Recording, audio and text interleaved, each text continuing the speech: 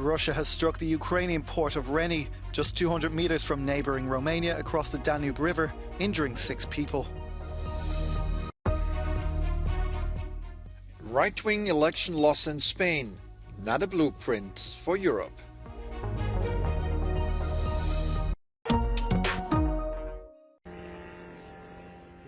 Russia has struck the Ukrainian port of Reni in the Odessa region, just 200 meters from neighboring Romania across the Danube River.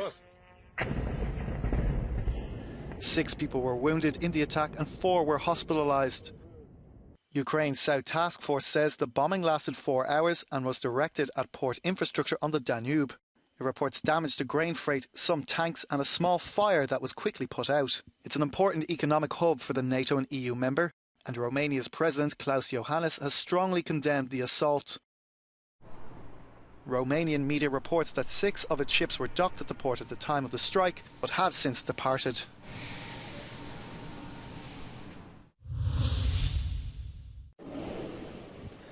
A man in his 50s has died in Switzerland after a violent storm swept through the town of La Chaux-de-Fonds on Monday. Around 15 people are also being treated for injuries by emergency services, according to police. The storm did not last long, but the strong gusts of wind caused significant damage, reaching speeds of 217 kilometers an hour.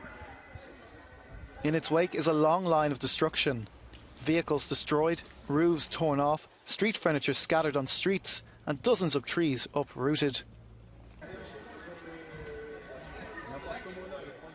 Rescue and clearing operations are continuing. Swiss police are also appealing to the public not to put themselves at risk, especially in woodland areas. La Chaux-de-Fonds sits near the French border, and before reaching Switzerland, the storm hit eastern France, particularly the Doubs département, around midday Monday. There, around 30 homes were affected, although the extent of the damage is unknown at this stage.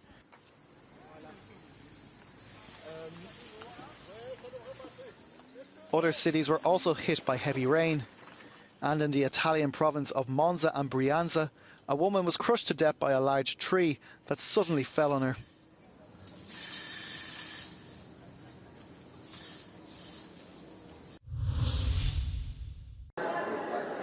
The unexpected election result in Spain gives some respite to those in Brussels who feared a strengthening of the extreme right. Like in several European countries, such as Italy, Sweden or Finland, the Spanish Vox party suffered a sharp decline with almost 20 fewer seats in parliament. A result that had already been predicted in the polls and to which is added the fact that it's almost impossible for the Conservative Popular Party to form a government. So, is Spain an exception or has the rise of the far right slowed in Europe? Entonces, no se puede extrapolar a otros países europeos y no se puede decir, ahora que se ha parado, entre comillas, a la extrema derecha en España, vamos a ver una ola de reacción contra la extrema derecha en otras partes de Europa, porque son extremas derechas distintas, porque son extremas derechas que no han surgido del mismo sitio ni van al mismo sitio.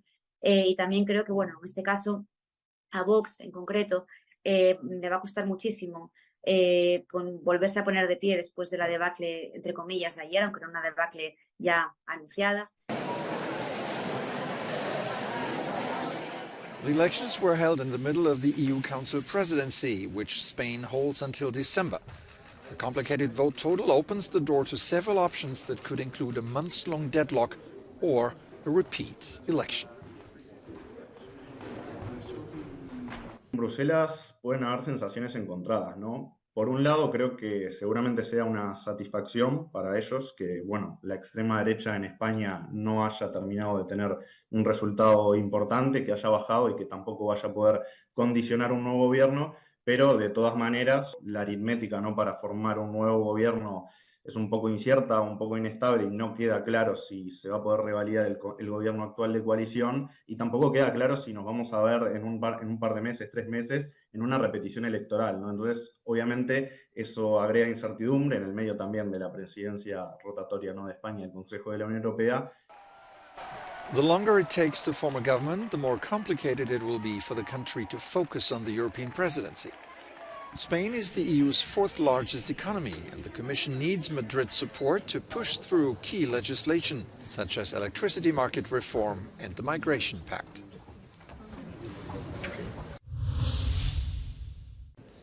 Emmanuel Macron has appeared to blame the lack of authority in some families for the riots that shook France last month after a teenager of Arab heritage was shot dead by the police. Whilst on a visit to the French overseas territory of New Caledonia in the Pacific, the French president also called for a return to authority. La leçon que j'en tire, c'est l'ordre, l'ordre, l'ordre.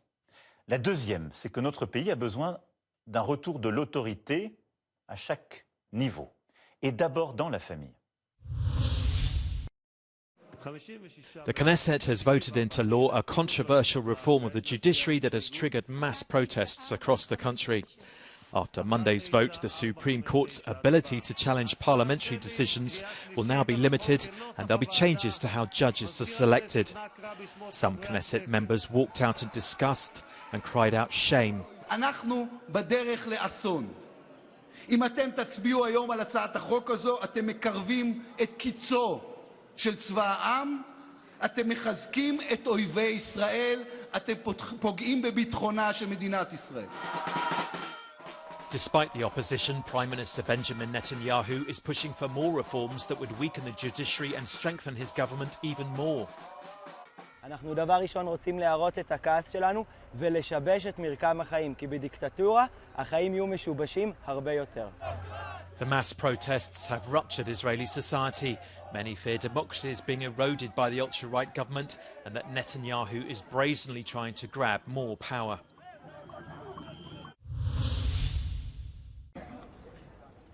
Saudi Arabian football team Al Hilal have made a record €300 million bid for French player Kylian Mbappe. The 2018 World Cup winner is in a contract standoff with PSG after his decision not to take a 12-month extension on his deal. Europe risks losing Mbappe as Real Madrid, Inter Milan and Manchester United have expressed interest in the star. The bid represents Saudi Arabia's most ambitious move yet as part of a determined recruitment drive to lure the game's biggest players to the country. Fewer trucks and more trains. An appealing idea, and yet, since its announcement about 30 years ago, the high-speed Lyon-Turin rail link involving the excavation of what will be the world's longest rail tunnel at over 57 kilometres has been a subject of division. L'urgence climatique, c'est qu'il y a 3 millions de poids lourds qui passent chaque année sur la route entre la France et l'Italie. Si vous ne faites pas de tunnel, vous gardez les camions sur les routes. However, for the project's detractors, the environmental damage far outweighs the benefits. Sede di valutazione è stato anche calcolato per costruire tutta la linea Lione c'è un contributo netto di anidride carbonica in atmosfera di 10 milioni di tonnellate.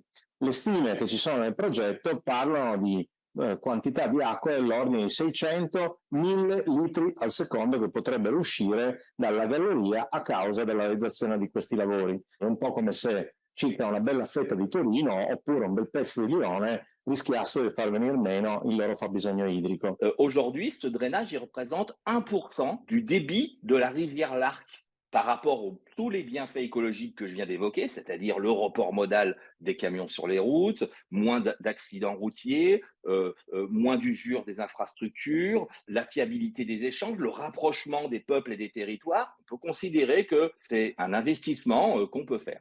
There is already a railway line connecting Lyon to Turin. Perched in the mountains, it allows around 50 trains to pass through the Fréjus tunnel each day, but that's many fewer than what the project foresees for the new tunnel. However, opponents claim that the existing link is underused. Ce qui est certain, c'est que oui, aujourd'hui, par la ligne déjà actuellement en place, sans besoin de creuser de tunnel, on pourrait passer ce dont on a besoin.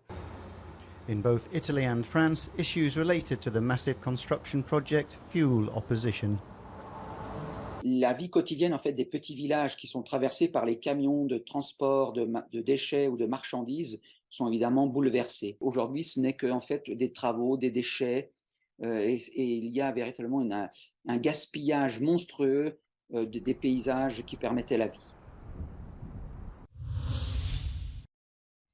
This pink film covering parts of a saltwater lakeshore in Constanta, Romania has appeared after temperatures exceeded 30 degrees Celsius. Specialists say that the sulfur bacteria in Lake Teghirghol precipitate like pink dust on the light-exposed parts of algae and thus change the water's color. This phenomenon occurs especially on shore where saltwater concentrations are higher. Ceva fantastic. N-am mai văzut niciodată așa. Da, și nu am mai văzut. Presupun că de la alge. Foarte frumos, unic. Am mai fost, dar roz nu l-am văzut. Cum vi se pare, doamnă, culoarea? Foarte frumoasă și interesantă, e mai mult un ciclam, e deosebită. Experts say that the phenomenon is not dangerous. On the contrary, it helps increase the quality of the mud in the lake. Pigmentul ăsta este un pigment normal, este caracterizat lacurilor sărate, caracterizat lacurilor concentrate în săruri și cu temperatură ridicată. Firește că în Africa sunt foarte multe astfel de situații și câteodată, dacă v-ați uitat la sarea de Himalaya, e roșiatică, sarea obținută prin desalinizare naturală la soare, trece printr-o etapă de proliferare bacteriană de acest tip și să ajungă la o culoare roșiatică. The lake, renowned for its sapropelic mud, is highly sought after by tourists during this time of year. Aici din nădejdea să ne facem bine. Un nămol și în apa sărată. Uite așa, punem aici și stăm așa aici. Direct de pe fundul lacului, uite. Nici cea mai fină cremă nu e că ăsta, uite. Și eu vin aici și mă ung cu acest nămol de 40 de ani. Și acum 40 de ani când am venit așa ca semnul întrebării, îndoit într-o parte. Lake Teghirghol also experienced an unusual heat-related phenomenon last year when, due to prolonged drought, it receded by about 50 meters from its shores.